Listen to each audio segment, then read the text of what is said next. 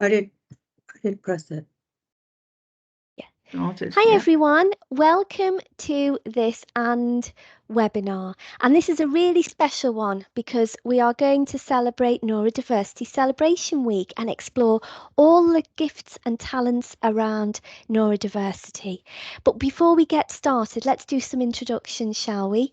I'm Donna Stevenson and I am an ambassador for Succeed with Dyslexia, and Succeed is of course part of the AND Coalition.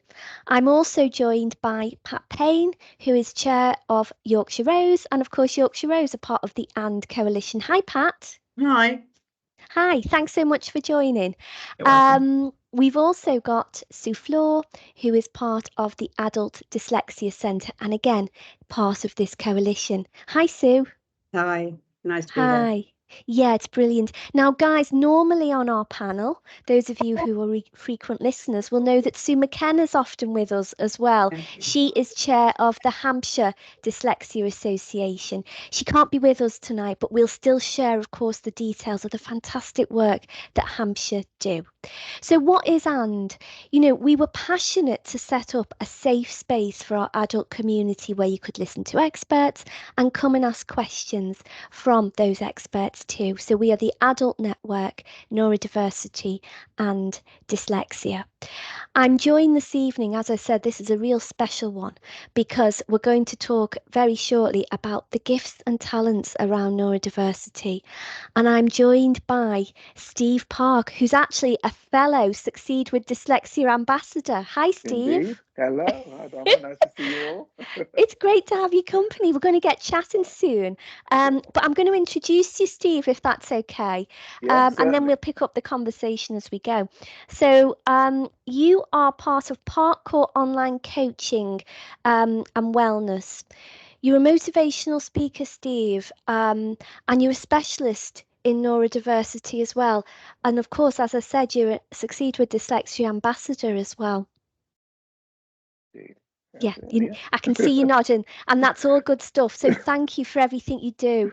It's much appreciated. Pleasure. So guys, before we start chatting with the wonderful Steve, yeah, as I said, we're on Neurodiversity Celebration Week this week. It's a real special time. And I know lots of organisations in the field have been out and about raising awareness.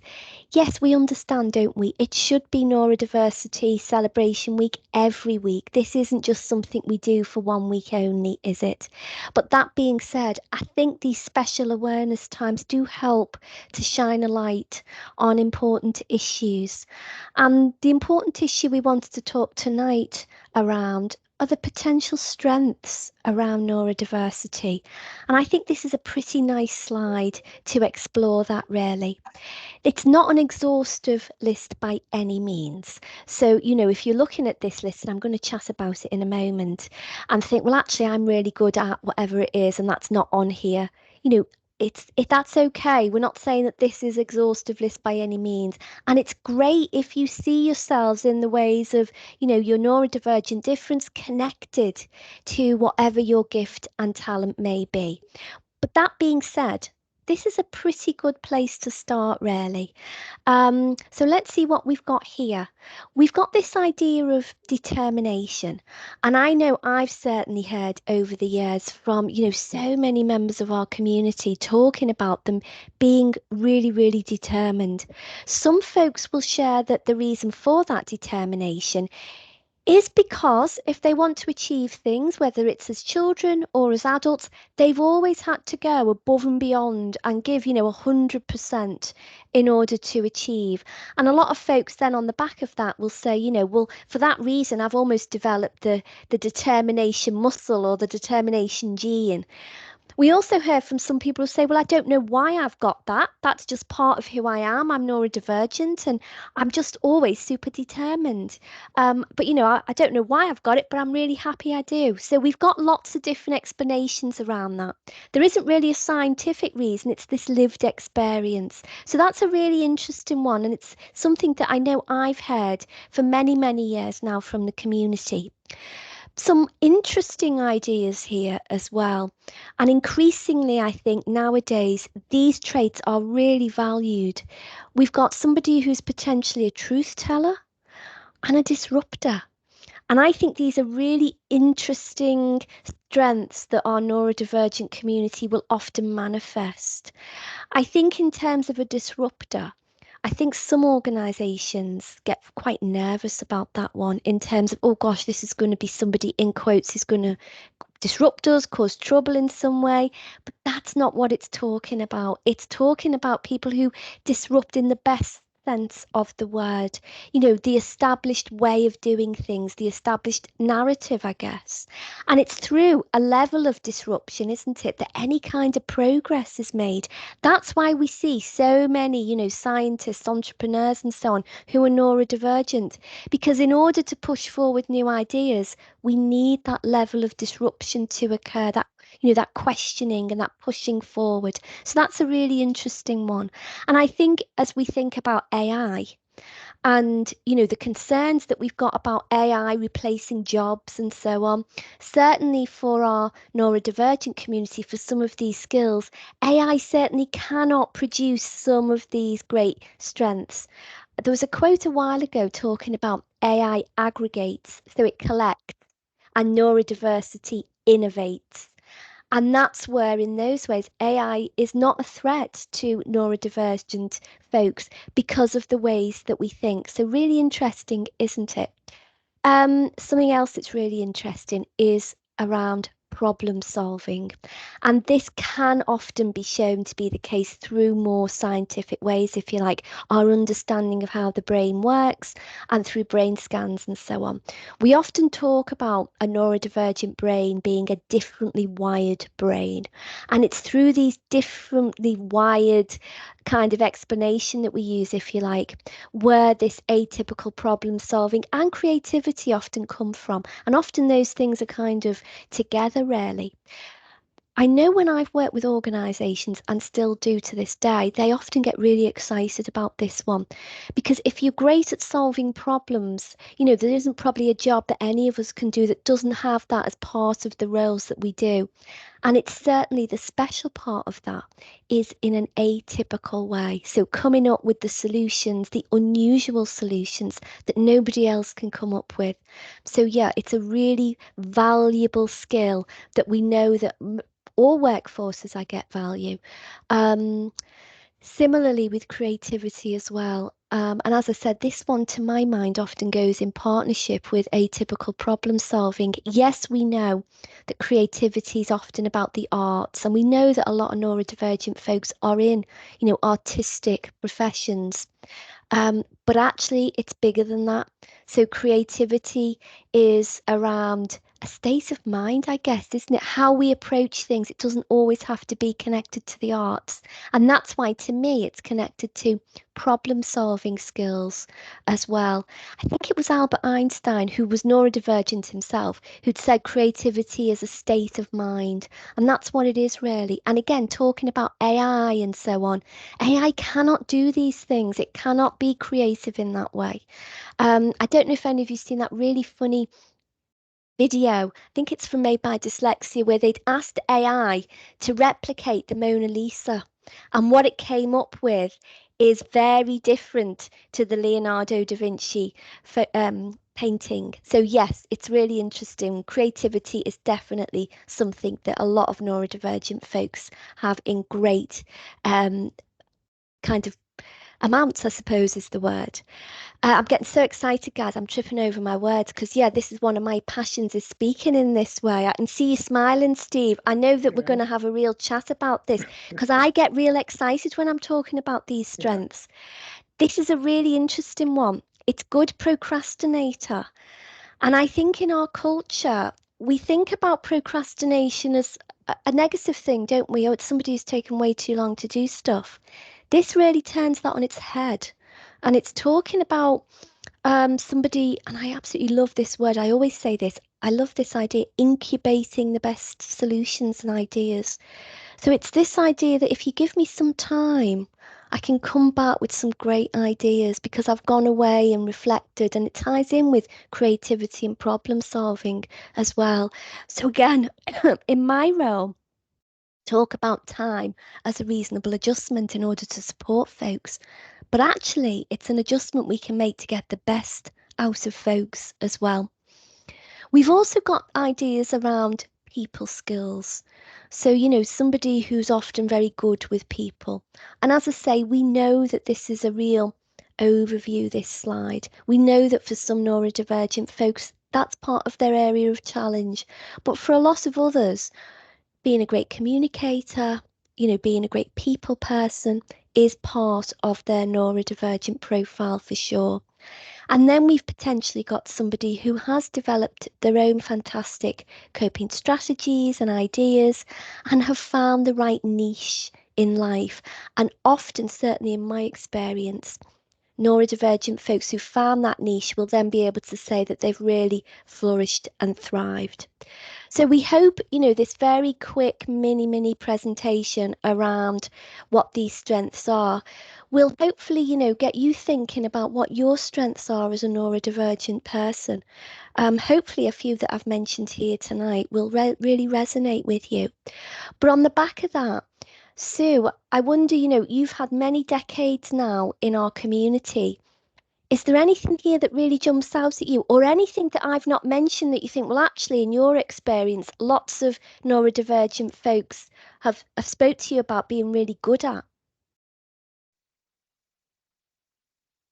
Sue, you're on mute. So sorry, I'd have to think That's about all that, right. Donna. No, it's so easily done, isn't it? This is so much information, you know, that I hadn't really thought about. And yeah, AI can't really replicate what we have as neurodivergent people, can it at all? We've got so much more to offer there. No, I'd have to think. That's okay. No, don't worry. I just wondered if there was anything that jumped out at you that you thought, yeah, you've heard that a lot over the years from neurodivergent folks. To Well, it's just me, it's the me. It's problem just me. solving. Yeah. I just feel it's all just describing me. Yeah. Well, brilliant. That's why you're so brilliant. So you've got all these fantastic strengths. It's not. I love it. No, they're not all fantastic. I mean, the procrastination isn't at all. Yeah, it's quite difficult having all this energy and all these attributes, but then having the procrastination, it doesn't all, you know, it doesn't all work together. Yeah. Yeah. Go on. Carry on. No, it's really interesting. And yeah, that's the other side of procrastination. This is the kind of the good bit, if you like, about incubating the ideas and so on. Thank you, Sue. It's always really interesting to hear what you're sharing. So guys, I'm going to stop sharing my slides now, because as I said, we're kind of in two parts this evening, that tiny little presentation. But the most exciting part is that now I'm going to talk to the fantastic Steve Parke, but on the same topics really, aren't we, Steve? Yeah, very much along the same Yeah. lines. As you're going through the list, there's lots of things that pop up, and then you can think in real life scenarios where that kicks in and comes into play. Yeah, brilliant. So Steve, with that in mind, start us off then. Obviously, I know who you are really well, and you know, I know why Succeed asked you to be an ambassador, because you are a great Thank you. ambassador for our community. But Thank let's you. set the scene, Steve. I want to take you right back to the beginning. Tell me about your journey around neurodiversity. Yeah, so I mean, I was I'm a 70s baby, so I was born in 73. So initially starting out back then in regard to even the word neurodiversity didn't exist, No, and dyslexia, it wasn't, you were just seen as being slow. So if you weren't particularly good at English lits or any kind of the normal sort of curriculum within school, you were thought and put into the slow class or the naughty class. And that essentially happened to myself. My mum and dad were from the Windrush generation, so they came over, set up you know, their life, and had me and my sister, my sister, and then it was just off to school, as you know, as any youngster would be. But it was the way we were treated in school at that time, because one, obviously we were black, so I think there may be 3 families in the school, or you know, that had black children in there. So there was that aspect of being quite different as well. And then obviously within your diversity, that was another aspect. And obviously at that young age, you don't understand why you're seen as different, or why you're not able to take the information in and reproduce it the way somebody else can. And that, you know, that didn't come to an understanding until many years later. But I did know, when you were mentioning about sort of knowing, having the the things that you're brilliant at. I did know there were certain things I was better at than other people, even at my age of, sort of early Brilliant. ages, Yeah. 6 or 7.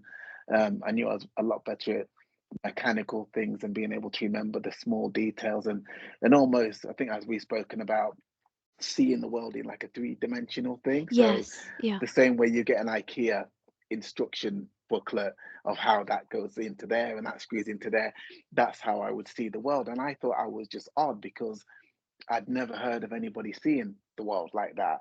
Now I know it's not unusual in regard to the neurodivergency, but back then I just thought I was odd and I just looked at the world differently. It was great when I was helping my daddy on his car because I'd be able to put things back together when I was playing with my model cars, or anything I'd taken was able to take apart, I could put back together again using a degree of logistics in my head. Yeah. But thinking back to sort of my formative years and being in sort of maths and English, I couldn't make that gel with me. So that's where the sort of the divide came into effect, really. Yeah. And as I grew up, I was fortunate to move to a college called Charles Keene College. They're no longer there. I think it's Leicester College now. But there was one tutor there that noticed, even back then, it was obviously quite a while ago, that I had dyslexia, and he helped set things up so I was able to do or perform my tests orally. So I was able to answer the questions orally, have them presented to me that way, and then present my information back that way. And that was the first person, almost like a mentor, because after knowing that's how my brain would work, I was able to sort of move on and progress much better in regard to my studies and get, sort of a number of masters and degrees as well, just because that was set up in that way. And I knew I was able to say, okay, well, for me, I need to have this put in place for it to work. I mean, it may not be for everyone else, but this is how my brain works. So it gave me, to a degree, a sense of ownership and probably for the first time any pride in it, because it was something I was ashamed of, because I just couldn't understand why I wasn't getting, I was doing great in drama, I was doing great in IT or technical drawing or the creative arts. I was, flourishing in them. But when it came to English and maths, that's where the scores really went down. So that was the first time I had any sort of positive reinforcement as far as how my brain works. And then from moving on from there, I was lucky enough to be able to sort of channel my studies into things sort of in regard to how the body works, how the brain works, sort of the neurodiversity side of things, really, how the Yeah. brain connects, how the signals work and synapses are fired by certain stimuli. All that really was, I mean, it's great in regard to the careers I try to look into now, but it initially at the age I was, it was really just for me to understand how my brain worked so I could articulate to people the way I think. So it was almost like a little bit selfish in regard to trying to figure out how my brain works and how I work, but it's hopefully allowed me to sort of help others in that sense and be able to take a bit of a burden off others that maybe, in exactly the same position, really. Yeah, brilliant. Thank you, Steve. It's so interesting to listen to your journey around dyslexia. And I like what you said about getting to know yourself, help to kind of figure out, like you say, the areas that you're good at, the areas of Yeah. challenge and so on. In terms of the areas that you're really good at, and I know that there's a really impressive list there, Steve. How's those areas that you're good at impacted on you as a person and your life, your professional life, and maybe even, your personal life as well? Yeah, well, I think I've always been. I mean, well, the odd thing is, and the surprising thing is that when I tell people, they think it's quite surprising that I'm a huge introvert. So there's nothing better for me than being at home. I mean, I'm in our little snug now. We have my Yeah. little model cars around, and I do painting up here and just tinker and watch TV. So I'm the happiest at home, tinkering in the garden, working on a classic car. Just tinkering. Yeah. I'm a proper tinkerer. But there is that element where I can sort of flip it on its head, and then I'm able to maybe present to a room of X amount of hundreds of people, and then to somebody else make it look as if I'm just wheeling it off the top of my head because I don't have papers, that I've not had to sort of go through the typical process of having to rehearse my lines. Yeah. But on the back end of that, the way I would do that is if I know I have a big event, say for instance the talk we had at the Dyslexic show, Yes. I won't have to write anything down, but I will mentally rehearse every possible scenario, every good, bad possible outcome in my head, and I will do Wow. that maybe 2 or 3 weeks before when I go for my little evening walk. So essentially, I'm building up a picture in my head that's there ready for the event, as opposed to somebody like maybe writing it down and rehearsing it from there. That never worked for me, but me being able to have that time to, I guess, sort of decompress and sort of put together the information, coagulate everything, get it set in my mind. That's how I work, and that's how I've always worked. So Mm. I think that that's been a real highlight, and sort of like you say, getting to know myself. And also the you mentioned about the I can't quite remember the phrase now, but when you sort of your way procrastination aspect Yes. of things, Yes.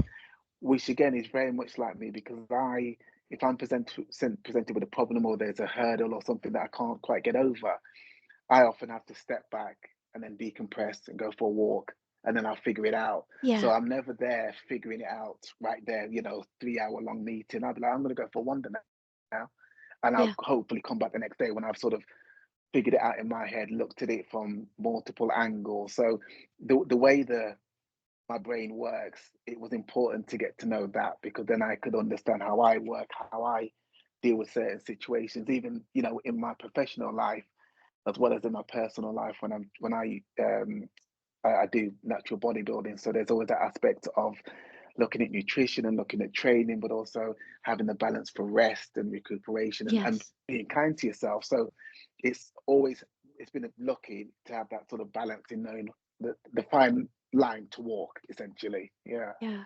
Fascinating, Steve. And is that which I love, tinkering, being in your den, like tinkering about and Yeah. that. Is that sometimes the time that you'll do the positive procrastination as the cogs are Oh, ticking over? Yeah. oh yeah, yeah. That is it's normally when if you were to look at me from the outside, you would think I was thinking about anything but the problem at hand, Yeah. because I've got a gearbox apart, so we've got to be thinking about the gearbox, and that's all. But it's almost like my brain's in two parts. So you've got the Mm, part that's thinking about the activity that I'm doing and enjoying it, and that's sort of almost firing down the cognitive side about worrying about the problem, mm, which means the problem can then that almost means like my brain gets a bit of a chance to figure out, okay, that's the problem, what's our solution, and then it comes to the forefront. yeah. So it is literally like almost, for want of a better phrase, switching off from it, Yeah. but it's still being creative, because when I've done some studies into it, it's sort of allowing the brain to settle into a certain wave that's more creative rather than problem solving Yes. specifically, or solving the problem that you may be looking at. And by doing that, you almost free up your brain. It's almost like being able to relax and do yoga. Yes. You're going to get Yeah. stronger, you're going to get more flexible. It just doesn't feel like it at the time, but it's sort of how it pans out in the long run. So that's always been my main time of figuring out any problem. I've never come back. I'm renowned around our house for going for walks just endlessly, like it'll disappear for 2 3 hours. But I've never come back from a walk with a problem that I've either not necessarily say I've solved, but I've figured out some angles on, Yeah. or come back from a walk in a bad mood. I've always come back Yeah. feeling more hopeful and rejuvenated afterwards. So that's been a vital part for me. I Yeah. think if I had to lose anything, that's the part that I'd really want to keep. Yeah. Yeah. Really interesting. And I wonder, because I know obviously you're a fitness and wellness expert, Mm. the walking and so on, which yes, can be maybe time alone, like you say, to reflect and so on. Yeah. How much of that though, Steve, is the physical activity that you think helps to balance, and get the best out of yourself as a neurodivergent person, the fitness and so on? How important do you Yeah. think that is to accentuate some of those great gifts? Yeah, I think it's vital really, because it's also so much tied into the sort of brain chemistry, how you feel about yourself. So obviously there's the actual fact of maybe having a problem that you may need to solve, or being on a role, or anything that may come up. But it's having that wellness about yourself and that health and robustness to be able to deal with the challenges, because we're all going to get them. You know, we'll have challenges in our careers, our relationships, people we love will pass, and so on. So there'll always be those challenges, but it's to be able to build up the robustness in yourself, and also, you know, mentally as well, to be able to deal with those challenges articulately, to, you know, to really represent yourself well, so that when somebody looks at you, they can say, you know what, he did a good job. You know, Yeah. he's representing himself really well. So I think that's really vital, and I think something like walking or going out and getting some air has been a huge benefit, for me, for as long as I can remember now. I used to hate walking when I was a small, chubby, you know, child that used to get teased for being overweight. I would hate it, but now it's literally second nature, and it's proved well. But yeah, there's always a positive outcome after a walk, for sure. Yeah, that's good to hear. And I think a lot of us discovered the joys of walking during COVID, didn't we? The Yeah, chance to get out in the fresh yeah. air and so on and get a little bit active. It's really interesting to hear. Something else that I really want to hear about is your book. You told me a little while ago that you were writing a book, and I thought, wow, Yeah. this is one I want to read. So tell me, Steve, what was the inspiration? You know, where can we hope to see it? Anything and Okay. everything about this wonderful book, I want to hear, Cool. Steve. Cool. Well, the inspiration came, which it will sound a little bit sad, but it's quite a happier time once the story comes to its conclusion. But my mummy passed away just, well, it'll be a year tomorrow. But Oh gosh. she had dementia, and then she had cancer that sort of had come back. So it was probably a 2-week period of palliative care, just to make sure she was comfortable Yeah. and not in pain. And you know, we had the whole family around her. So it was about a beautiful of a passing as you could have, but Yes. obviously it was very sad. And at that stage, I mean, one thing being a son of a Jamaican mum and a son of a Jamaican dad is that you never make a promise to your mum and dad you're not going to keep. So Yeah. that's almost a given right off the bat. But for her, when she was passing, I promised her that I would do some acting, and I would also write a book. So the acting part I've been doing, because I've been lucky enough to have some parts of some um, uh, assistant acting parts in Doctors and in a few TV adverts and so on. Brilliant. So Yeah. that's sort of covering that side. But I also promised that I'd write a book, because it's something I've always wanted to do for as long as I can remember, because I thought, if only, you know, my kids read it and my relatives and my wife, you know, if only 4 or 5 people read it, at least it's given a glimpse into my life that you wouldn't necessarily get speaking to somebody. You know, Yeah. sometimes you'll keep things to yourself, or you'll think things wouldn't be of interest to other people. So I thought, I'm going to write this book, and if it only helps one other neurodiverse person to see they're not alone, then that's it. You know, we're not looking for like a Pulitzer Prize winning situation going on here, but it's just to be able to help somebody. So the book basically follows my life from when I was sort of essentially a young child, and it moves up to going into secondary school, and then hopefully, if the book's a success, I'll do another 2, sort of moving on from Brilliant. being Yeah. a teenager, growing up, and then being, you know, the old man that I am now. But it really just outlines sort of the difficulties I've had, some of the strategies that I use for, I guess, one, coping, but also the strategies that I use for sort of finding maybe my brilliance, Yes. and Yeah. hopefully that can resonate with somebody to think, oh yeah, I'm similar to him. I do that, and he can do this, because one of the main things with myself is I have to see something being done. If someone's saying this is how you do it, write it down, I'm not going to get it. But if somebody's showing me, in my head, I'm making a picture of, okay, you do that, then you do that, and it equals that, and it's, you know, it's that process. And I tend to do that with everything. You know, there's a certain procedure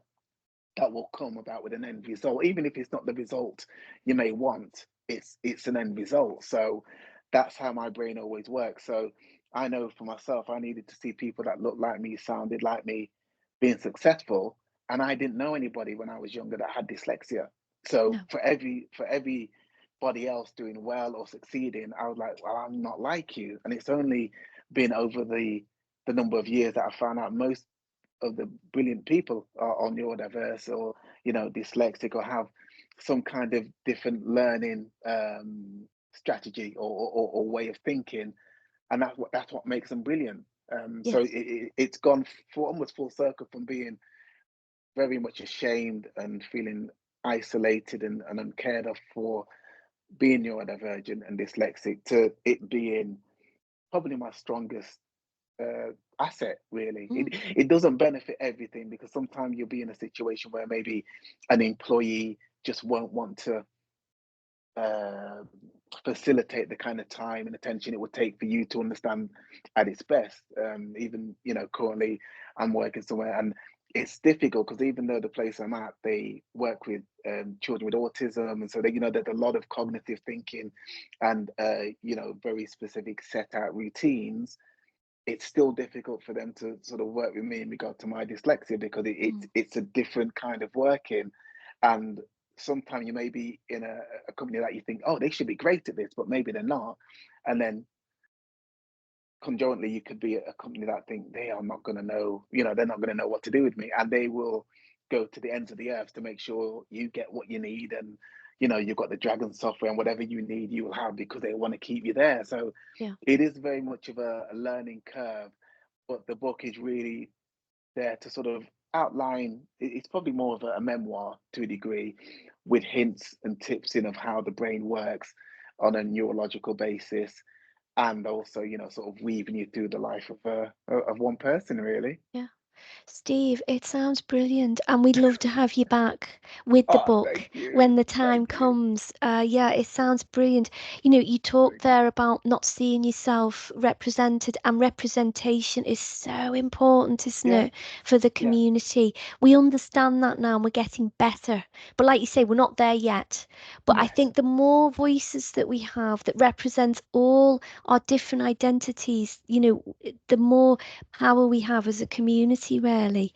yeah. So yeah, thank you for that. It Sue, was you such a wanted to pleasure. Yeah, chip I in? just Yeah, want to I'd love say to how hear your positive it thoughts. is. I think, I think you asked me, sorry, before, if we do get lots of calls about neurodiversity, and we do, but they're rather negative. People see it as a big problem sometimes, but it's really good listening to you to hear the positive aspects. And I got carried away there, feeling overwhelmed, thinking, oh, all these things, they're me.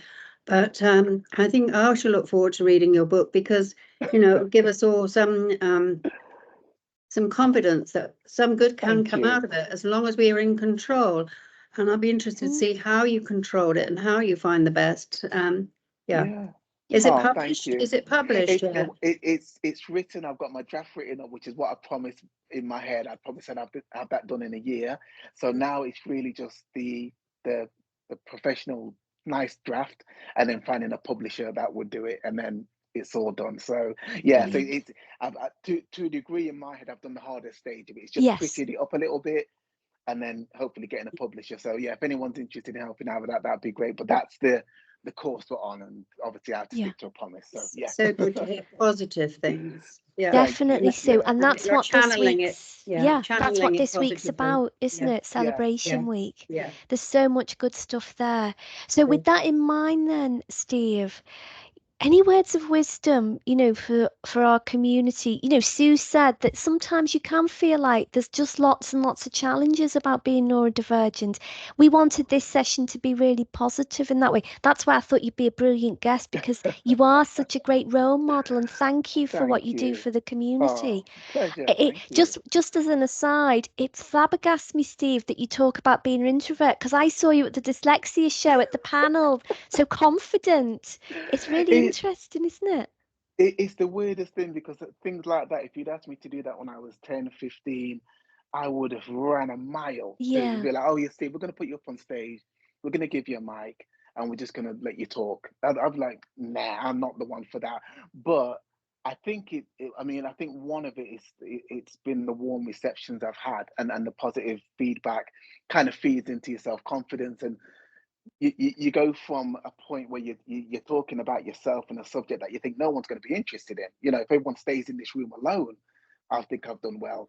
To having people come up to you and say, "Yeah, that's exactly like me. Thank you," Yeah. and then you're like, "Okay, maybe maybe I'm not that unusual. Maybe there are other people like me," and it kind of snowballed. But I kind of always again, sort of reminds me of my late mummy and daddy, is that they were always lovely to everybody, whether you were the Yeah. janitor, whether you were the CEO of a company, they treated everyone the same. So whenever I'm up doing those kind of things, or things that I just think I can't do, I always kind of think they're looking down on me, and Lovely. and they gave me all the confidence in the world. So they would say, "Oh, my little baby's just doing it," and they wouldn't even be surprised. But for me, it's still such a big thing and so lovely. But it is it is hugely difficult, yeah, because I am such a different person. Because I'll come home from, say, the dyslexic show, put on my jogging bottoms, put on the TV, open up a classic car magazine, read that, fall asleep, and then get told to go up to bed by my wife, and then go to sleep properly. And then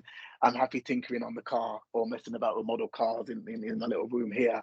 Yeah. And I would do that for hours on end. I mean, you could lose me for days. I'll come out with a Yeah. beard, and you'd be like, "Oh, Steve probably been up the top of the floor." Love So it. it's always been in the happy place there. But it is quite unusual to have that kind of Yeah. I suppose juxtaposition, it's the really. balance for you, isn't it? That balances that other side of you, the Yeah, very yeah, confident, warm, gregarious side. Like you say, you have your quiet time then yeah, with your joggers on and looking at your classic cars. yeah. With that in mind, then, is this part of your advice about maybe finding what works for you? And for you, Steve, it's that balance, isn't it? I'd love to hear your thoughts. What can we share with folks listening to this who think, yeah, I want to tap into some of those strengths? Yeah, well, I think it's always good to lean into them. I mean, if you find and it's difficult because when you're at a younger age, maybe 5, 6, 7, everything seems quite challenging. But you will find something you're better at than anybody else. For me, it was back in school. It was I'm not quite well. It was drama. I love drama, oddly enough, and things such as technical drawing or woodwork, anything physical working with my hands, where most people would see a block of wood and they'd be like, I can't picture this being a bookcase or whatever. But I'm picturing it in my head. I'm thinking, okay, we need those dovetail joints in there, da da da da da da. I'm almost seeing a step ahead of other people. So for me, I just thought everybody looked at things like that. But in hindsight, now looking back on it, that was my strong suit, because mechanical things I love, and obviously, sort of, as you've probably seen, being on stage and talking to people, I love as well. So there's Yeah.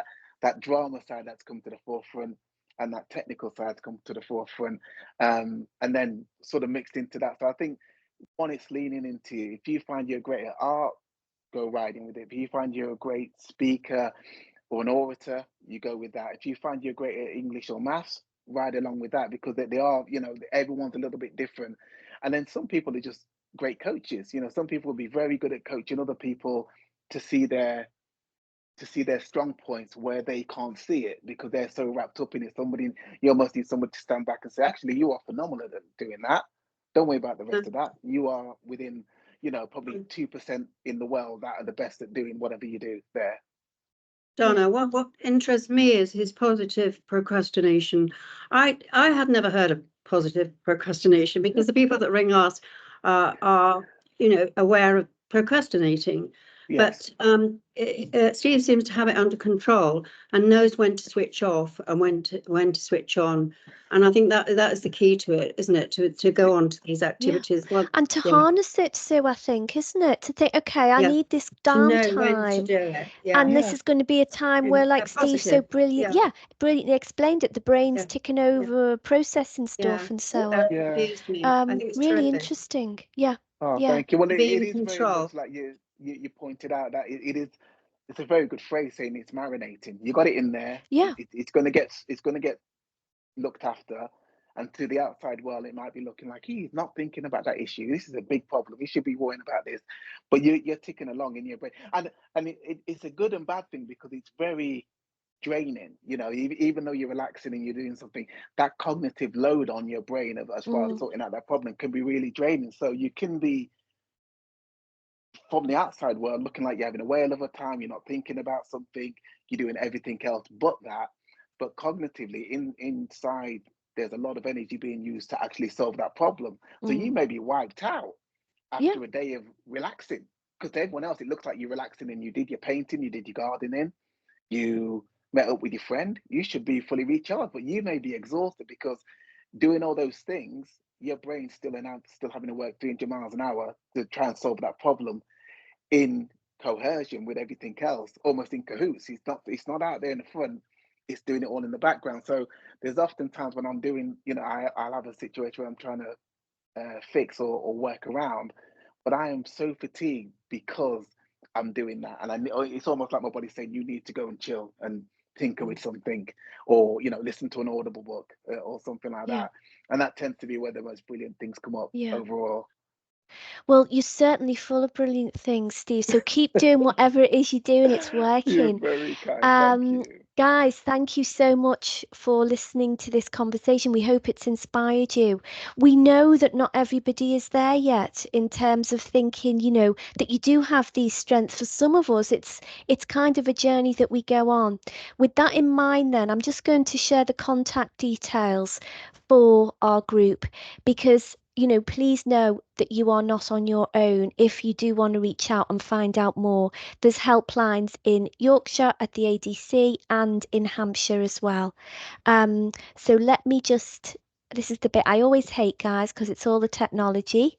Let me see if it's going to let me share. I think it is, which is always a relief when it's playing ball with us. So let me move here, and hopefully you can see the contact details for the Adult Dyslexia Centre. So that's who Sue is part of, and she was talking tonight about procrastination and so on. There's their helpline details. As I say, if you want to reach out and get some support, we've got Pat's team at the Yorkshire Rose, their helpline number and contact details, and Hampshire. As I said, we've normally got the wonderful Sue McKenna with us. She's not with us this evening, but here's the details for the Hampshire Dyslexia Association's helpline. And although we don't have a helpline at Succeed with Dyslexia, we're always happy to support and signpost. So please do reach out to us as well. That just leaves me to say a huge, huge thank you to Steve. My goodness, Steve, you are brilliant. Thank you so much. Absolute pleasure. Thanks for having me on. It's been a pleasure. It's brilliant to chat with you. Thank you. And thank you, listeners. We're going to stop the recording now and we're going to carry on chatting. We've got people who I think want to ask questions, but you guys on the recording won't see this. The only way you can find out more is if you join us for future and sessions. We hope that you do. So take care, everyone, and thanks so much for your company. And I'm going to ask Sue to stop the recording now.